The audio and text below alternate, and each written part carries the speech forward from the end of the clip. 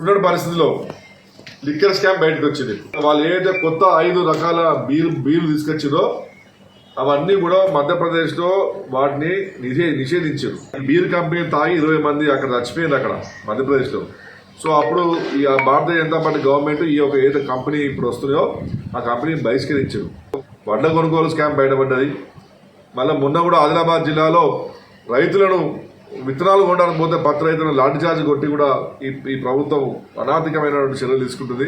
So ఇవన్నీ మళ్లించడానికి కోసము రేవంత్ రెడ్డి గారు ఈ కొత్త నాటకం ఆడి ఈ ఫోన్ ట్యాపింగ్ అని చెప్పి తెర మీద తీసుకొచ్చి పబ్లిక్ని మళ్లించడానికి కోసము పబ్లిక్ ఎప్పుడు కానీ మేము ఇచ్చిన హామీలు 6 గ్యారంటీల హామీలు 421 మాటలు ఏదైతే చెప్పినో వాటిని మేము నెరవేర్చలేం. కాబట్టి ఎప్పుడు కూడా పబ్లిక్ని డైవర్ట్ చేయాలంటే కేసీఆర్ గారి గురించి వార్తలు వస్తేనే పబ్లిక్ చూస్తారు. ఎవరి గురించి రాసినా కూడా పబ్లిక్ మీద